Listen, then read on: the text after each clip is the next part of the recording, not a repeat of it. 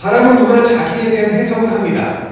그것은 아마 내 자신이 누구신지 알고 싶은 아주 본능적인 당연한 호기심에서 출발하기 때문에 그런지도 모릅니다. 그래서 자기의 기질과 성격을 테스트해볼 프로그램이 우리 주변에 너무나 많이 널려있는 것 또한 사실입니다. 여러분 MMPI 얘기 들어보셨습니까? 그런 성격 테스트가 있어요. 근데 제가 해봤는데 그 제대로 테스트 해보려면 한 3시간은 허비를 해야 돼요. 굉장히 나누는 게 복잡합니다. 그래서 그거 설명을 들을 때는 내가 그렇구나 라고 이해가 되는데 다 듣고 일어선 순간 잃어버리게 만드는 테스트가 MMPI의 특징이 아닌가. 디스크라는 테스트도 있죠. 행동 유형을 테스트하는데 아주 재밌습니다. 잘 맞춥니다. 그렇지만 너무 단순하다는 결정이 있긴 합니다. 혹시 여러분 애니어그램이라는 얘기 들어보셨습니까? 그러면 9개의 동물로 이렇게 원을 그려서 그 동물에 맞춰서 성격을 테스트하는 건데 저는 애니어그램을 할 때마다 내가 황소 쪽인지 개 쪽인지 독수리 쪽인지 알 수가 없어요. 늘 다르게 나와서 나는 동물은 아닌가 보다 하는 생각이 들 때가 있습니다.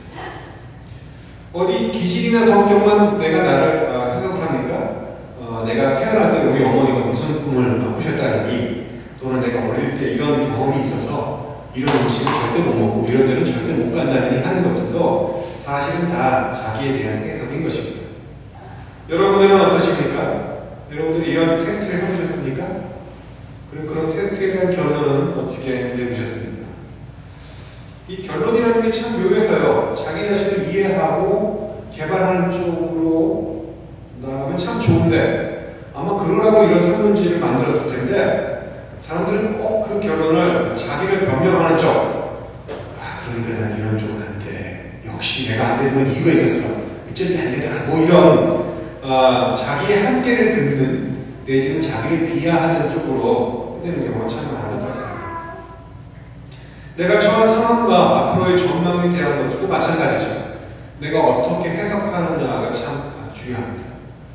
오늘 본문에서 사도 바울은 이제 빌립보서의 서문이 끝나고 자기가 어떤 상황에 처했는지에 대해서 설명하는 장면이 나옵니다. 자기를 사도 바울이 어떻게 해석을 하는지 볼 수 있는 찬스가 우리에게 온 것입니다. 오늘의 본문으로 들어갑니다.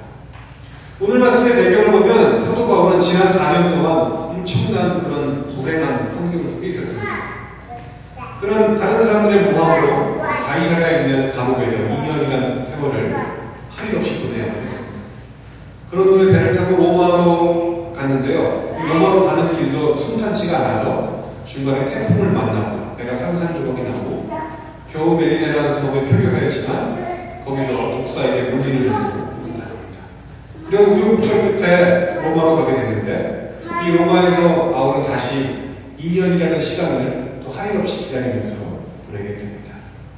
그 사람의 미래의 앞을 알 수가 없으니까 아마도 그 후로 한 2년 뒤에는 사형당하지 않을 만하고 성경학자가 추측을 하고 있습니다.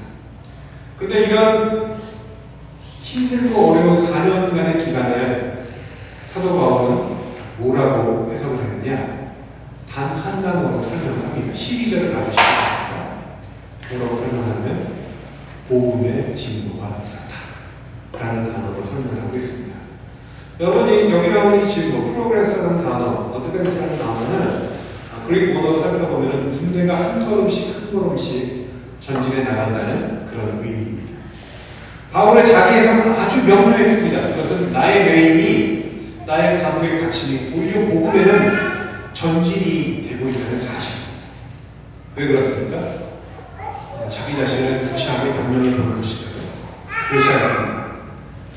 사도 바울의 저작들을 잘 읽어보면 사도 바울은 치유하기도 객관적이었던 사람이 있습니다. 그는 자기가 하는 행동이 어떤 결과를 낳게 될지에 대해서 정확하게 예측을 하고 있었고 실제로 그런 일들을 벌였습니다. 그리고 지금 자기가 처한 상황이 어떤 상황인지도 정확하게 분석할 수 있는 그런 사람이었습니다. 그런데 그런 사람이 그가 당한 일, 그가 4년 동안 있었던 일, 그 힘들고 어려운 일들에 대해서 단 한마디 복음의 진로가 있었다라고 해석을 할 수 있었다. 사실 이 감옥 속에서 사도 바울이 할 수 있는 일은 단 두 가지였습니다. 첫 번째 것은 그동안 자기가 개척해놓은 교회들에게 부지런히 편지를 쓰는 것이었습니다. 여러분, 사람이 가서 직접 만나고 상담하는 것이 더 효과적입니까? 편지가 더 효과적입니까? 당연히 직접 만나는 것이 더 효과적이죠. 사도 바울도 마찬가지였습니다. 직접 다니면서 그곳에서 상담하고 신뢰하는 것을 더 효과적이라고 생각을 했지요. 그럼 어떡합니까? 방법이라면 편지밖에 없는데 부지런히 편지를 쓸 수밖에 없었죠. 근데 참으로 놀라운 거예요.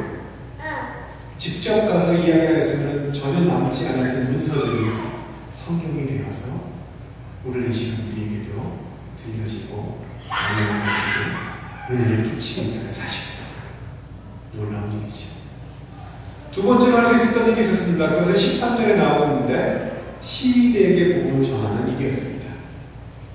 여러분, 죄수가 되어서 그 죄수를 지키고 있는 사람에게 복음을 전한다는 일이 효과적이겠습니까? 전혀 그렇지 않습니다. 감옥에 있는 죄수가 얘기하는 말은 저 사람 하는 말은 정말이에요. 정말 존경스러워. 그래야지. 그렇게 듣겠습니까? 처음 만난 사람은 누구도 그렇게 이야기하지 못하지. 그러나 하나님은 그 있는 그 자리에서 복음을 전하게 하셨는데 그 복음이 전체적인 큰 그림에서 볼 때에는 로마 내에 있는 엘리트 군인들, 로마 황제를 교리하는 그 일에, 그 시위대에게 복음을 전할 수 있는 초석의 기능이 됩니다. 비록 아주 빠른 시간에 복음을 전할 수는 없었지만 전혀 전할 수 없는 고위층 사람들에게 복음을 전하는 그런 효과를 얻게 되죠. 그런 일들을 사도 바울은 복음의 징보라고 표현하고 있는 것입니다. 또한 거기서 두 가지 소식을 듣게 됩니다. 하나는 굿뉴스고 하나는 배드뉴스였는데 14절과 16절에는 굿뉴스가 나오겠습니다. 그건 뭔가 하면 사도 바울이 감옥에 갇히자 사도 바울에게 전도를 받아 예수님을 믿게 된 사람들이 바울이 옥중에 있음에도 불구하고 더욱더 용기를 내고 힘을 내어서 예수님을 전하기 시작했다는 것입니다. 바울이라는 위대한 교회 지도자가 없는 빈자리를 훌륭하게 채워나가기 시작한 것이죠. 배드뉴스도 있었습니다. 그건 뭔가 하면 사도 바울이 옥에 갇히자 바울을 시기해서 다른 파벌로 있었던 그런 사람들 역시도 더욱더 힘을 내서 예수님을 전하고 그것을 통해서 사도 바울의 영향력을 교회 내에서 떨쳐버리려는 시도를 시작했다는 사실입니다. 아마도 전했던 사람들은 심각한 얼굴로 그렇습니다. 그 사람들이 더 힘을 내는데요. 아마 그렇게 전했을지도 모르겠습니다. 그러나 여기에 바울의 해석이 나옵니다. 뭐라고 나옵니까? 어떻게 하든 복음이 진보되고 있는 것입니다. 거기에 사도 바울의 적용도 명료합니다. 그래서 나는 너무나도 기쁘다. 그것이 바로 사도 바울의 적용인 것입니다. 이 18절 말씀에 제가 표준 사고력으로 한번 읽어보겠습니다. 그렇지만 어떻겠습니까? 참으로 하든지 거짓으로 하든지 무슨 방법으로 하든지 그리스도가 전파되고 있으니 나는 그 일로 기뻐합니다. 그렇습니다. 나는 앞으로도 기뻐할 것입니다. 그것이 바로 사도 바울의 적용이었던 것입니다. 사도 바울은 그것이 참이든 거짓이든 무슨 일이든 예수님 그리스도가 전파된다는 것에 가치를 두었습니다. 그 어떤 환경도 그 어떤 비판도 사도 바울의 기쁨을 뺏어가지 못했던 것입니다. 바울은 그들의 동기가 잘 되었든 잘못되었든 복음이 증거되면 그것으로 좋단다고 말씀하고 계신 것입니다. 비록 사도 바울의 계획대로 되지 않았고 사도 바울은 성령을 되고 있지 않았지만 하나님은 분명히 일하고 계셨고 오히려 바울이 일하는 것보다 더 확실하고 더 위대하게 일하고 계심을 느꼈기 때문에 그는 나는 기쁘다.